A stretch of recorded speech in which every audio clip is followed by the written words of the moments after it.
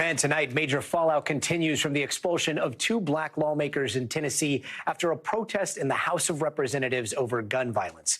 Justin Jones and Justin Pearson have been stripped of their elected positions in offices. A 3rd Democratic lawmaker, Representative Gloria Johnson, also faced expulsion but survived by 1 vote.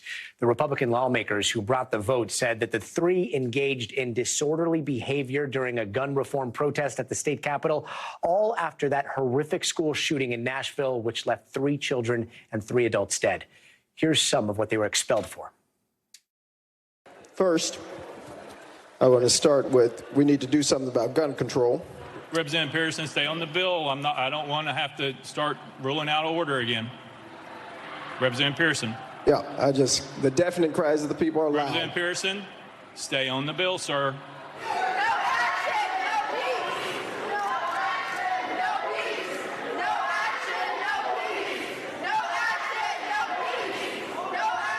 The former representatives say the bullhorn was an act of purposeful civil disobedience. Take a look.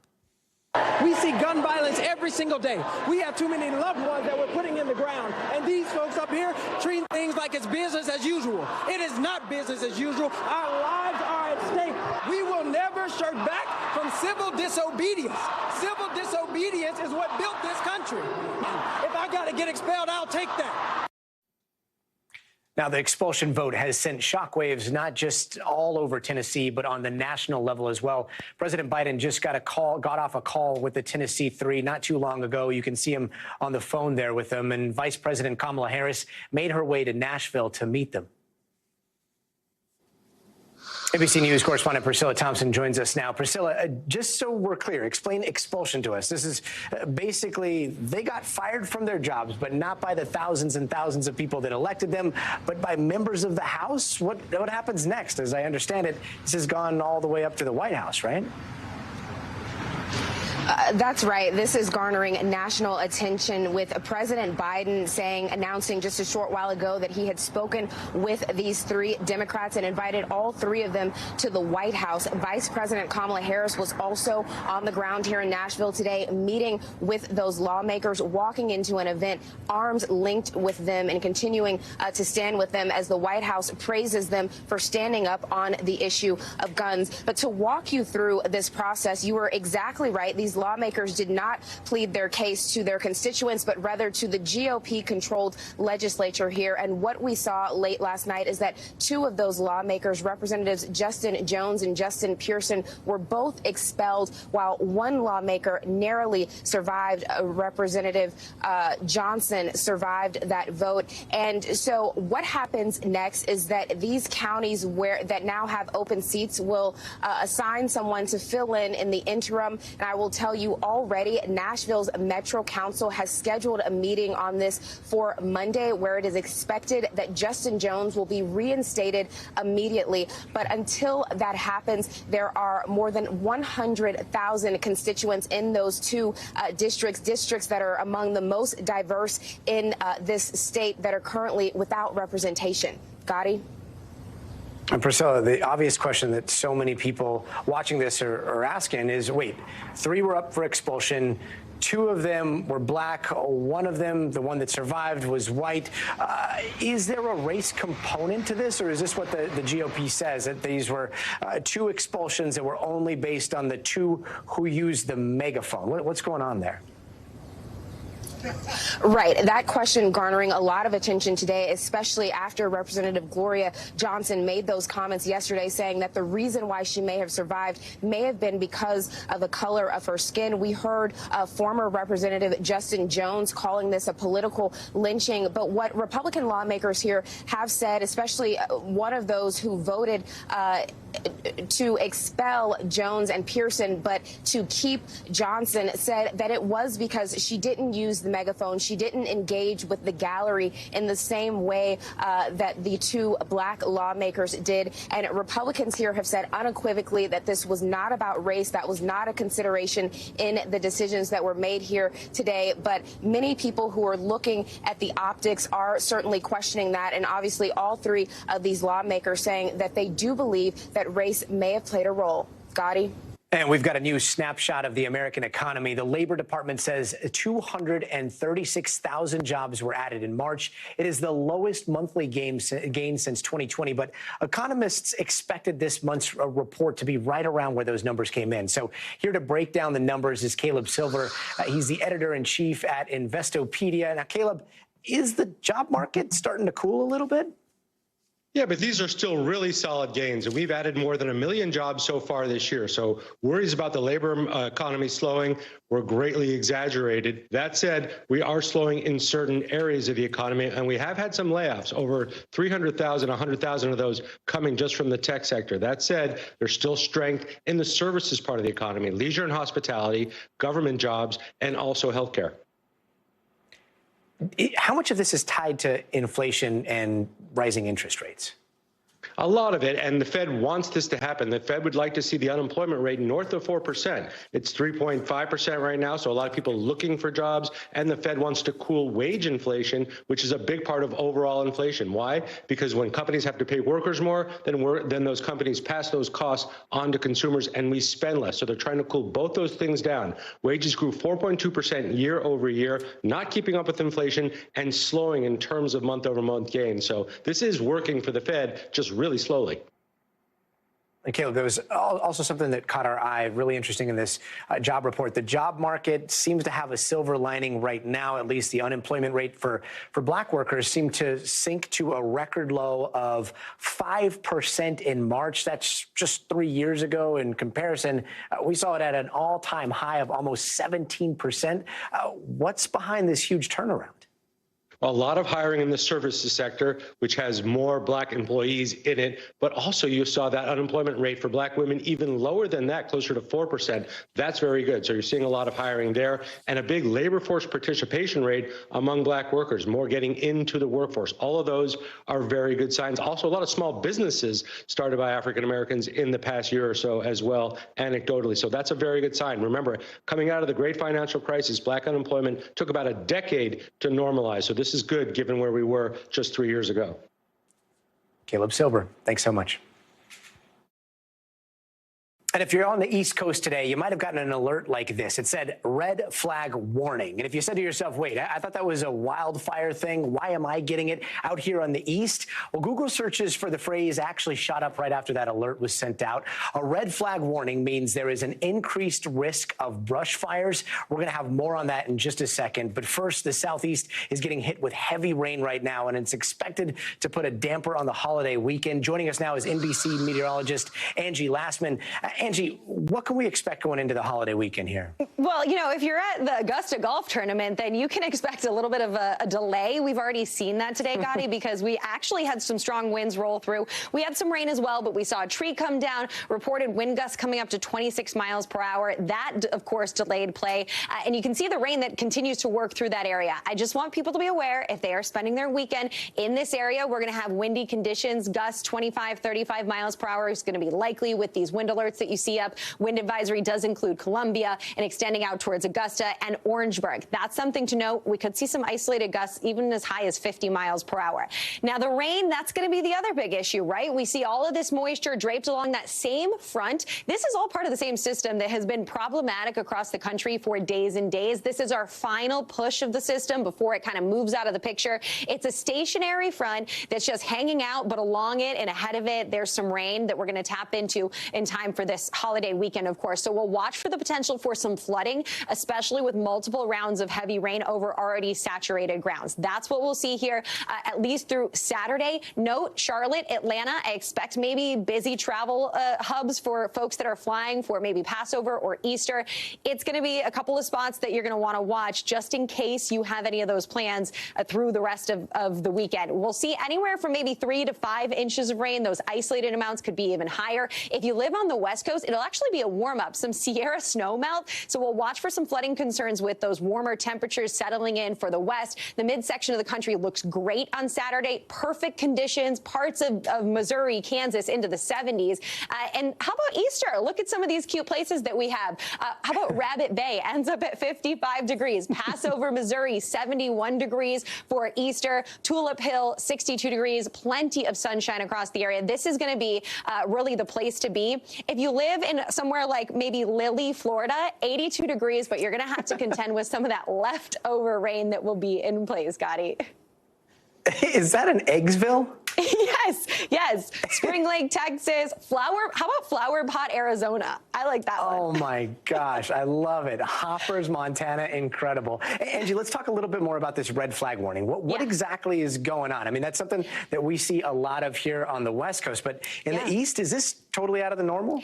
You know, it's kind of like when on the West Coast they were dealing with all of that rain and everybody didn't know what to do because they don't see it all that often. Well, on the East Coast today, in places like Hartford, Boston, New York, you may have had some of those alerts. A red flag warning. What does it mean? It basically means that the ingredients are all there for us to see some of these brush fires starting. So we could see the low humidity, the elevated winds, potentially causing fires to catch or maybe even spreading quickly these fires that are already in place. So what do they mean by a red flag warning? Basically, just don't start any outdoor fires, any campfires.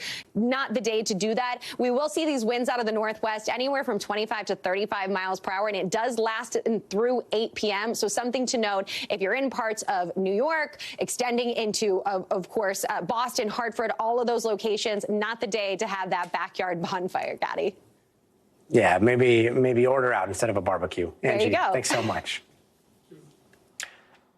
And still ahead this hour, scientists off the coast of Japan have discovered a fish they think is from some of the lowest depths in the ocean. And lucky for us, they caught it on camera. We've got that story straight ahead.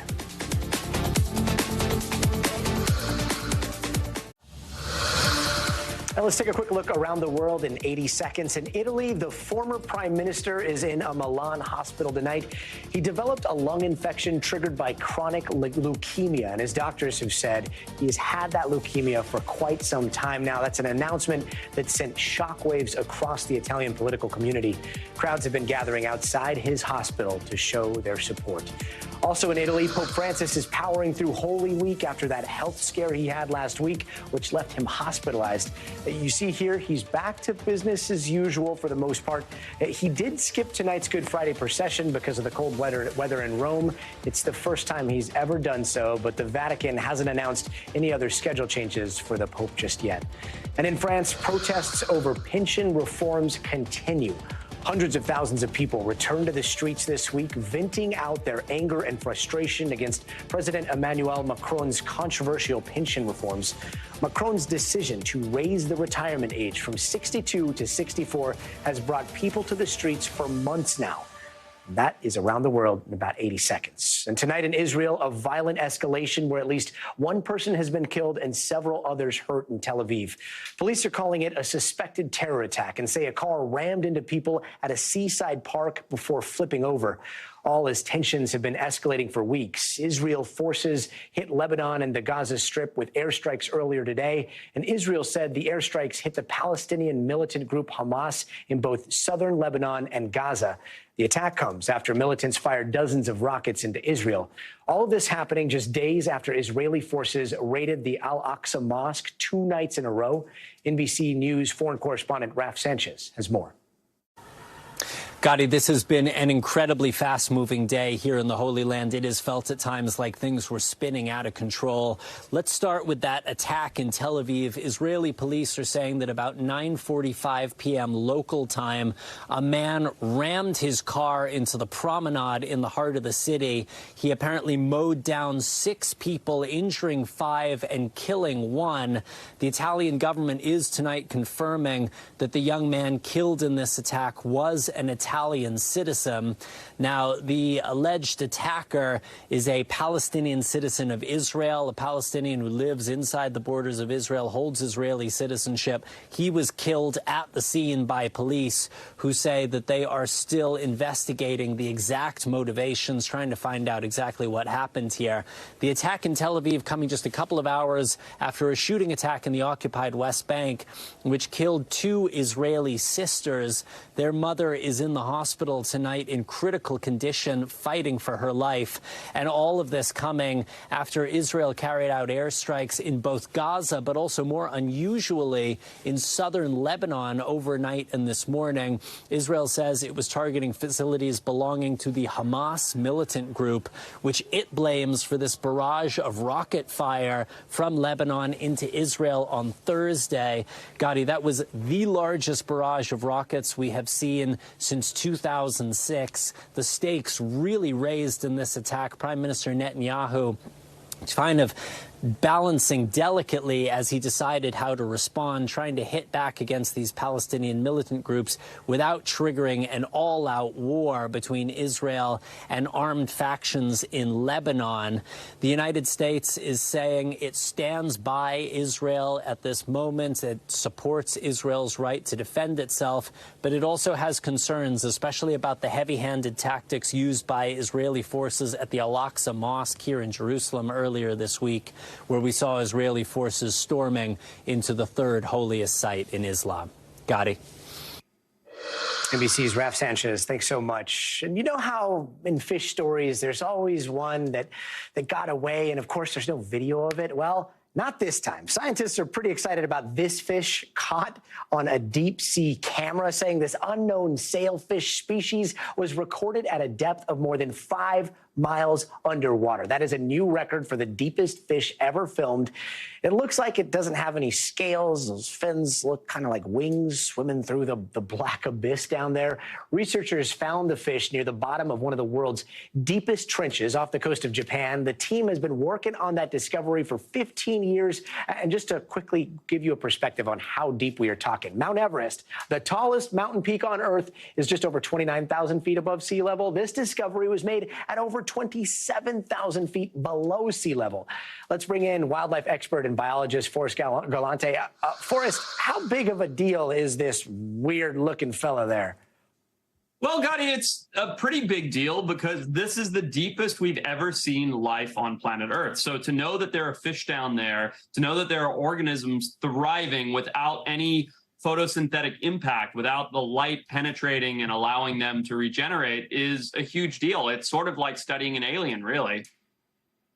And Forrest, look, I'm kind of a big fan of your podcast. I know you and this guy Patrick sometimes will combine animals to fight each other. I thought of that when I saw this fish. I was like, this is like a hairless cat meets a bat, meets, I don't know, like an eel or something. When you see this thing, like, it doesn't look like a fish, right? What do you see? No, it's a bizarre looking creature, and snailfish are just very unique. As a deep water specialist, you know, they have skeletal reductions. Their bodies are made up almost entirely of water. They have these very odd tendrils and small eyes because obviously there's not much to see down there. And so they really are like an otherworldly creature that looks like some amalgamation of all kinds of species shoved into one to make this crazy looking animal. How would you describe it? Pop quiz. If I were to look at that, I would say it's got the head of a French bulldog with the tail of an eel and the skin of a hairless cat. I mean, frankly, it's hideous. You're just saying adorable. that because you know how, yeah, you know how popular those French bulldogs are now. I know how this is going. A question: how does it survive under that much pressure? 27,000 feet underwater. That's insane. It is insane. So the reason that those organisms are capable of survival at such great depths is because they have no air pockets. They have no gases in their bodies. So they're made up entirely of water, which is non-compressible, right? So as it goes down deeper, the pressure actually doesn't affect the fish because there is no gas to compress. If a human were to go down to that depth, our lung capacity would be, you know, tiny. I mean, like a pinhead. Our lungs would just implode and be crushed. Same with our skulls and other areas in our body that have gas pockets. But these fish actually don't have any air cavities or gas cavities in their entire bodies, allowing them to survive at such great depths. And Forrest, what else do we not know about the deepest parts of the sea right now? You know, what we don't know is everything, quite frankly. You know, we humans have never been to such great depths. We've never seen much down that deep. So even just understanding that this fish is there That's a breakthrough. And what else could be down there? Are there larger organisms? I see isopods in that video, which are large crustaceans that are free swimming in the back of that video. What are the other species that are capable of life at such extreme temperatures and extreme depths and extreme pressure, and how that understanding could actually help us, understand life in the universe? Because the deep sea is quite similar to the vacuum of space, really. So it helps us gain a better understanding of how life could be out in the universe. Now you're speaking my language. Last question, when are we going fishing? Yeah, let's go, Gadi. You tell me, man. Our company, Fantasticus, just did a whole deep sea thing with Brav cameras like this, filming deep sea creatures in South Africa. And the species down there are hard to picture. And I would love to take you with sometime and show you what that looks like. But first, let's go off the coast of California, then maybe South Africa. It sounds great, That makes brother. sense. Start with some simple fishing. I like that. I'm thinking big. Thanks so much, Forrest. Take care. Good to see you, buddy. And thanks for joining us. We're 30 minutes past the hour, so let's get you caught up in 30 seconds. Vice President Kamala Harris is in Nashville to meet with the expelled Democratic lawmakers. A majority of the Nashville city council members say that they will vote to reinstate 2 of those legislators as soon as possible. The job numbers are out today. Employment is up by nearly 250,000 positions in March. And a quick look at your forecast. Heavy rain in the southeast and flood alerts are in effect for 5 million people from Texas to Mississippi. And breaking just hours ago, a federal judge in Texas has halted the FDA's approval of the abortion pill mifepristone. Won't take effect for 7 days in order to give the government time to appeal. Now that Roe v. Wade is overturned, this move could have a sweeping effect on abortion access throughout the United States. And joining us now for more on this is NBC's Dasha Burns. Dasha, what exactly does the judge's order say, and how did we get here? Well, Gadi, look, this could be the most consequential ruling on abortion since the overturning of Roe v. Wade, and this came late in the day on Good Friday. And let's take a step back really quickly and just remind folks what this case is all about. So a group of anti-abortion medical organizations and doctors sued the FDA in this case, saying that they did not adequately evaluate the safety of the drug mifepristone, which is used in medication abortion, when they approved it back in 2000, and also saying that they should not have expanded access to it back in 2021 during the pandemic, when they allowed doctors and other healthcare providers to prescribe mifepristone via telemedicine. So the FDA is arguing that, look, we've had this drug on the market for more than 20 years. Millions of women have taken this drug safely. This case doesn't have any merit. Well, we just got this decision from the judge in Texas, and he sided, for the most part, with the plaintiffs in this case. Here is what we have learned from the judge today. So the plaintiffs were asking for a preliminary injunction in this case, which is essentially asking that the judge take the drug off of the market while the case continues to make its way through the court. The judge did so, but here's what he said, and it's a little bit wonky, and I'm not a lawyer, so bear with me here. He said he is going to suspend the FDA's approval of the drug in 2000. So essentially, it's as though the FDA never approved the drug. But he is giving the government 7 days to take that ruling to the Fifth Circuit Court of Appeals. So they have 7 days to get a stay. So for 7 days, nothing happens.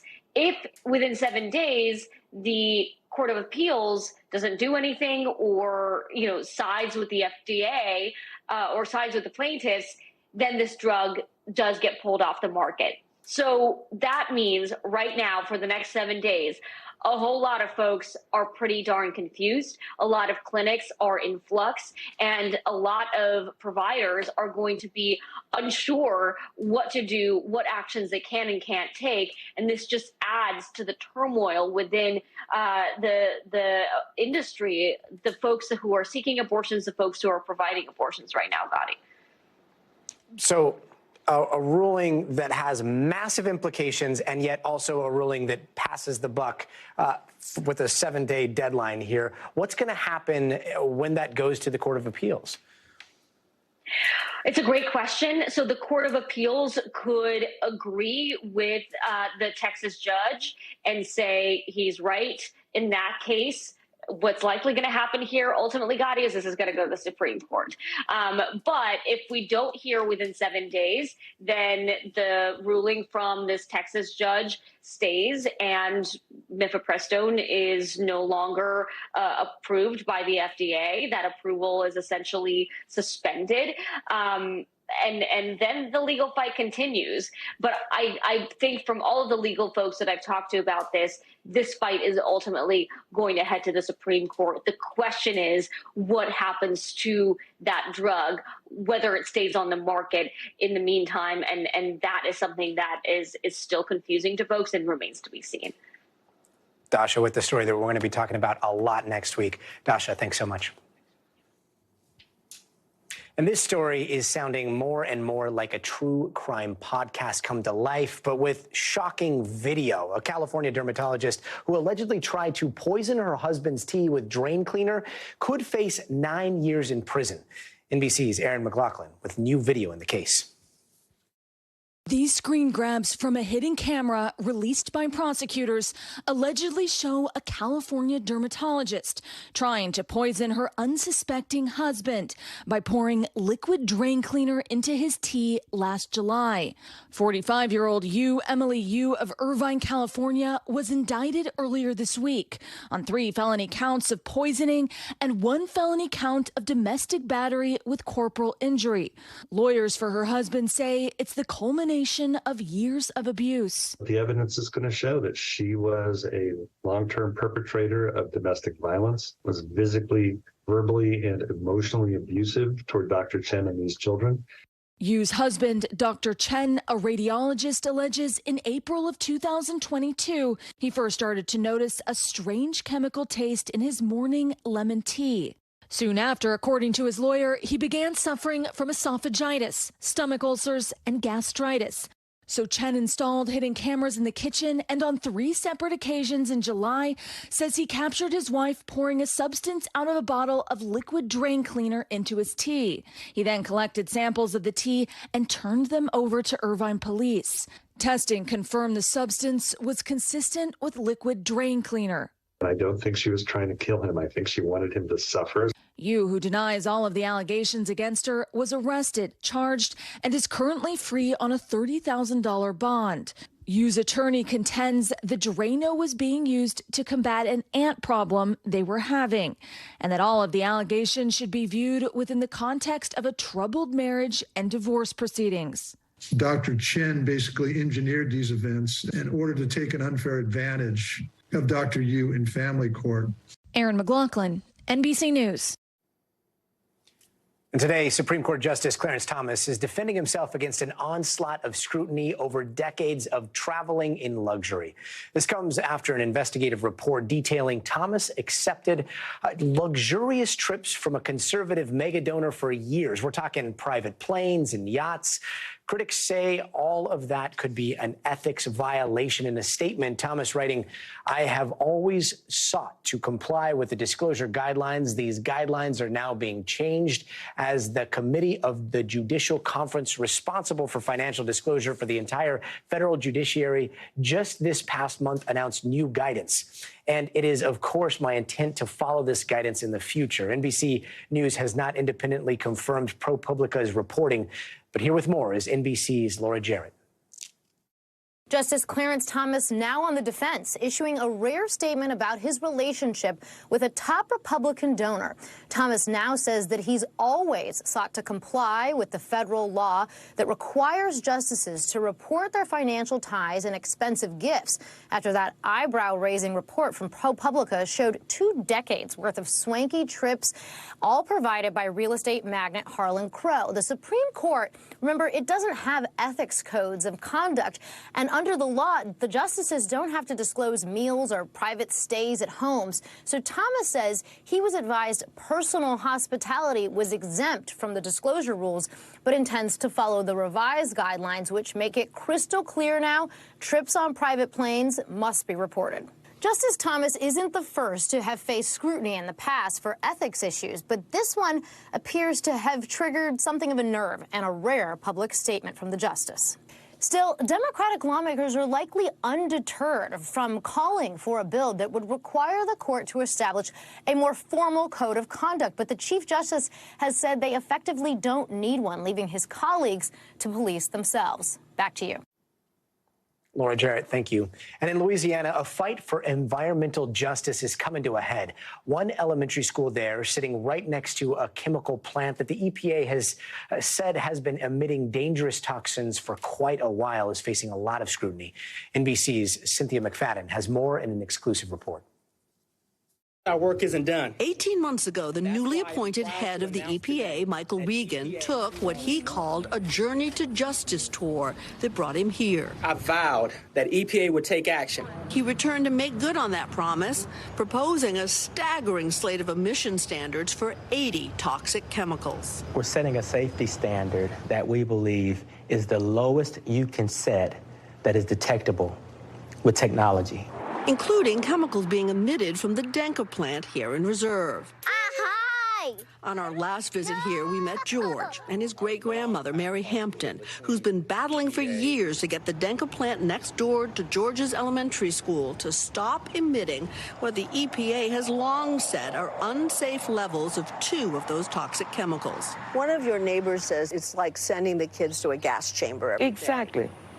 Exactly. We also met Robert Taylor, who'd been fighting with her for years. He didn't have much confidence the EPA would do anything. So when the agency called the night our story aired and suggested we meet up with Michael Regan in Louisiana, we agreed. One of the things that Mr. Taylor said to me the first time I came to visit was that this was a sacrifice zone. What I can tell you is there are none of these facilities in Beverly Hills. There's no coincidence if you look at who's on the front lines.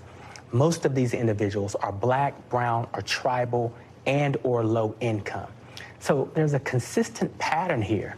If the new standards announced are put into effect, they become much more enforceable. I think what angers a lot of people is, though, the Denker plant has been emitting at these historically high levels for years now. Why not shut the plant down while everything else is being sorted out? We are using every tool in our toolbox. And if I have more powers, trust me, I would use them. Denker told us it's reduced emissions and says it's breaking no laws, denying it's putting the folks who live here at any increased risk for cancer. I wish that we could move more expeditiously to take action to protect George, to protect Mr. Taylor, to do all the things that we want to do yesterday. As for Bob and Mary, they said today has filled them with hope. What's the best part of today? We got the attention of our politicians. It's not over. It's not over, but we'll be here when it ends. I tell them all the time, I was here from day 1, I'll be there till day 0. Cynthia McFadden, NBC News, Reserve, Louisiana. And getting a surprise in the mail is always exciting. But what if that package is from the Tom Hanks? Kirsten Glavin from NBC Boston has a story of one lucky business owner in Massachusetts. FedEx comes through the door with a big box. So I cut it open, started opening the box up. They say life's like a box of chocolates. You never know what you're going to get. I see like a green towel with this logo that says Playtone on it. The second I saw it, I yelled out, "Tom Hanks!" That was the case for Tom Furrier at his Arlington typewriter shop, receiving the gift of a lifetime on Tuesday out of the blue from Tom Hanks. My apprentice was out back cleaning a machine. I says, "Matt, get out here. Tom Hanks just sent us something." This typewriter, a 1960 Olympia SM4, sent and signed by the famous actor. It's right in the front here, Tom Hanks. Along with a personal note. Tom Hanks here. I am presenting you with this typewriter. Aside from his Hollywood career, Hanks is known to collect and gift typewriters to people around the world. And while this one needs a little work, Furrier has more than 4 decades of that. I love fixing them. I love giving them back to people and seeing how excited they are. Like words on paper that transcend time. Like I said, never gets old. This is a timeless piece that Furrier says he too will pass on. I do hope this typewriter comes into use. It is yours now. Take good care of it and help keep it doing its job for another 100 years. Signed, Tom Hanks. How about that? And still to come, what do you think it takes to fix a bridge? Some tools, some cement, maybe some thick wires, but how about human hair? Weird, right? Well, what if we told you research is being done right now to see if human hair could be a concrete option? Stay tuned to find out more.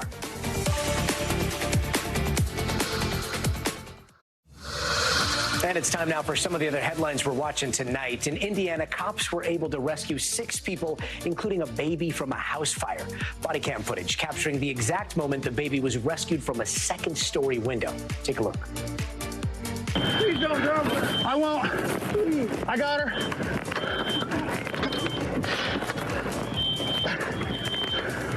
Can you pull that handle up so I can hold on to it now? Is that more good? Yep.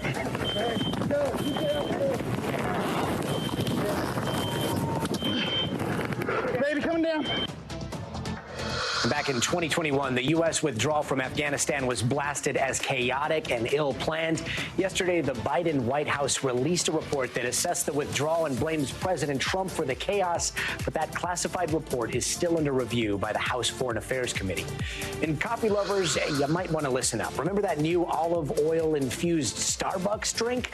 Well, some customers are complaining of stomach issues, one even describing the drink as a, quote, legit laxative. Yikes. And here in California, salmon season has been canceled. Next year's fishing season is a no-go for the first time in 14 years. A federal regulatory group made the call after years of drought have caused the salmon population to decline. And in Utah, Big and Little Cottonwood Canyons have been closed because of avalanches. More than 30 avalanches has spilled into both canyons in the last 2 weeks. And all this comes as Utah is experiencing record-breaking snow.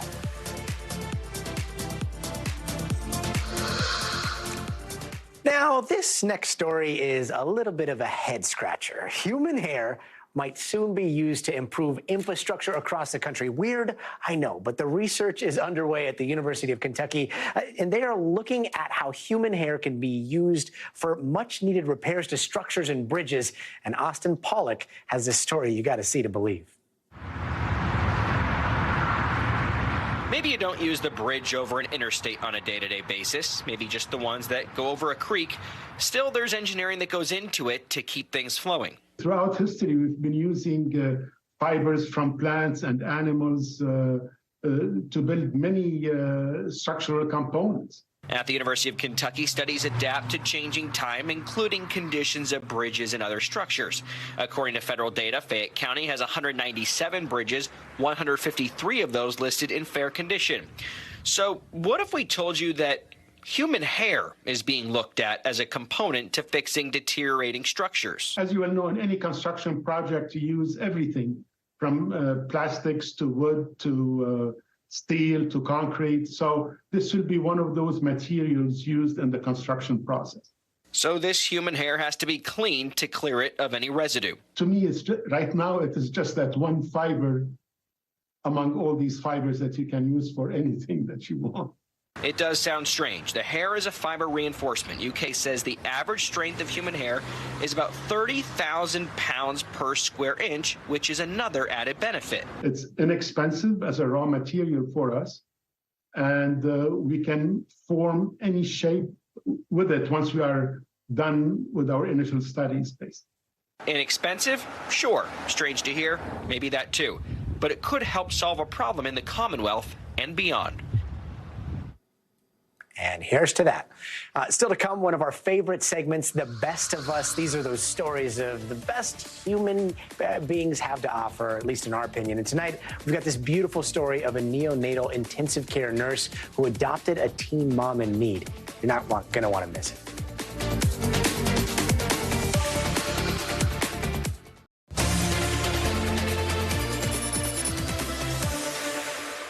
Finally, in tonight's edition of The Best of Us, a nurse in Indiana is setting a new standard of care after seeing a teen mom struggling with her new triplets.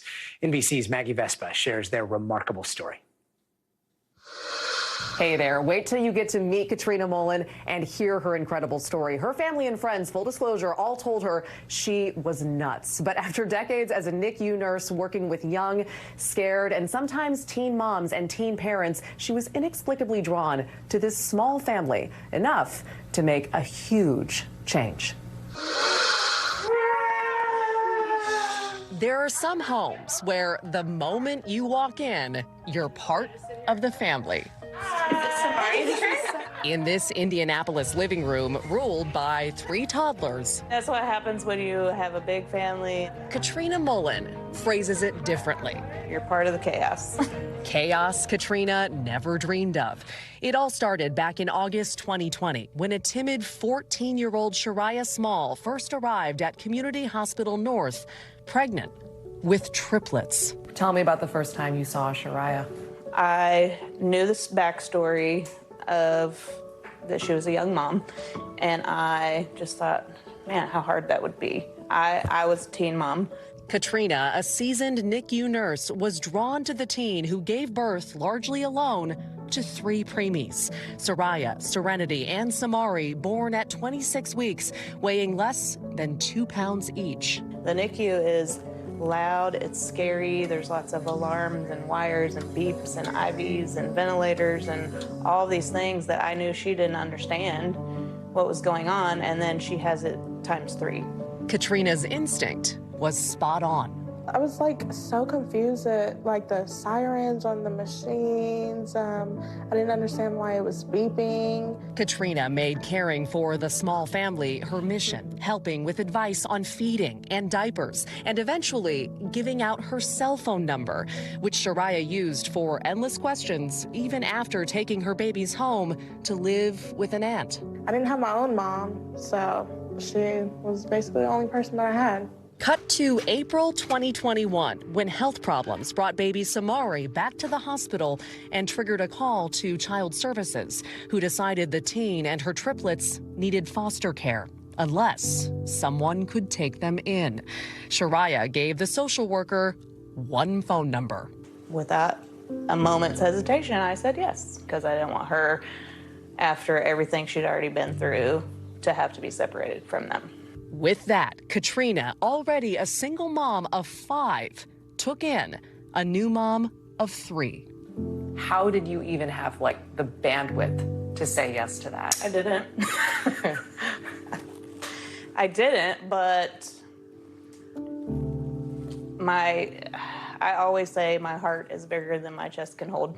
As the new family found their footing, Shariah worked toward her high school degree, and steadily, these once strangers transformed into a forever family, with Katrina officially adopting Shariah as her legal daughter and cheering her on when the now 17-year-old was accepted to college on academic scholarship. She's smart, she's driven, she wants to be the best mom that she can be, and it's given me so much joy being an instant grandma.